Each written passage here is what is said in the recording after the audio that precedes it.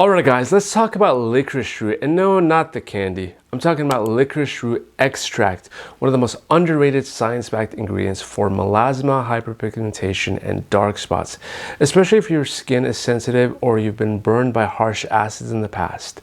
Let's get straight into this, guys. All I ask from you is just to hit the like button down below. It tells YouTube this is worth showing to other people. So if you like learning about health from a scientific perspective in a calm and collected way, consider subscribing too.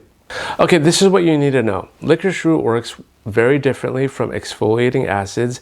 Instead of scrubbing pigment off the surface, it works upstream at the level of pigment signaling. The star compound here is the glabridin along with licoritin and also isolicoridin. Glabridin has been shown in multiple studies to inhibit tyrosinase, which is one of the key enzymes your skin uses to make melanin. In plain English, licorice root helps tell your pigment cells to calm down instead of overproducing color. What makes licorice especially interesting for melasma is that melasma isn't just a pigment problem, it's also an inflammatory and vascular problem. That's where licorice really shines.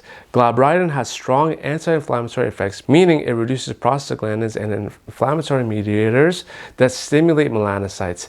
This is huge because inflammation is one of the reasons melasma keeps coming back, even when people use strong lightening products. So licorice isn't just fading pigment, it's reducing the signals that cause pigment in the first place. Another compound, licoritin, works differently. Instead of blocking melanin production, it helps disperse existing melanin more evenly and spreads up epidermal turnover. That's why licorice is often used for post-inflammatory hyperpigmentation and dark spots after acne.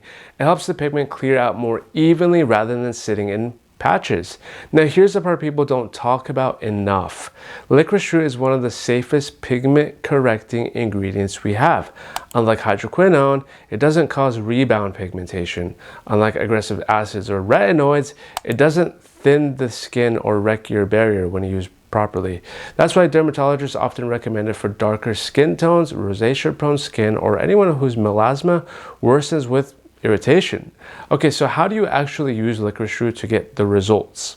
First, consistently beats intensity. Licorice works well when used daily, morning and night.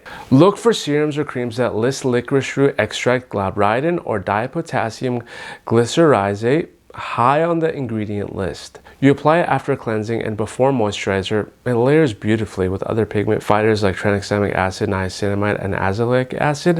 It actually helps reduce irritation from those stronger actives too, which is kind of cool. These are some of my favorite products that contain licorice root, which I've left below for you as an affiliate link should you wish to pick them up. It does support the channel at no extra cost to you, just FYI. Second is sunscreen. It's not optional. I don't care how good licorice root is, UV exposure overrides everything. Melasma is incredibly sun responsive, even to visible light and heat. Licorice helps control pigment production, but if you're not wearing a broad spectrum mineral or tinted sunscreen daily, you're basically taking one step forward and two steps back. Third, understand expectations. Most studies show visible improvement in 8 to 12 weeks with continued improvement over several months. Some people see faster brightening, others more gradual, and this is important. Not everyone responds the same. Genetics, hormones, UV exposure, and skin barrier health all play a role. The science is solid, but your skin is still individual. You don't truly know how well it'll work for you until you try it consistently. Now here's something I find fascinating, guys. Licorice root doesn't just help with discoloration, it also strengthens the skin barrier and reduces redness. That's why many people notice their skin looks calmer, more even, and healthier overall, not just lighter. In melasma, that barrier support is huge because compromised skin is more reactive to heat and UV, which worsens pigment. One important disclaimer though, oral licorice is not the same thing. Ingesting licorice can raise blood pressure and affect potassium levels due to glycyrrhizin. For pigmentation, we're talking about topical licorice extract, which is safe and widely used in dermatology. I recommend against the supplements. So let me sum this up in a real world way. Licorice root is not the loudest ingredient in skincare, but it's one of the smartest. It fades pigment, calms inflammation, supports your barrier, and plays well with other treatments. If melasma keeps coming back every single time your skin gets irritated, licorice might be the missing piece you've been overlooking.